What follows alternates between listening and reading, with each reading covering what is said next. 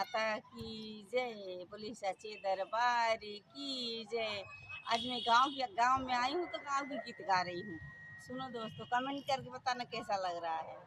अरे निमिया की डाढ़ी मैया लावेली झोलुआ की झूली झूली ना, मैया मोरी गावेली गीतिया हो की झूली झूली ना।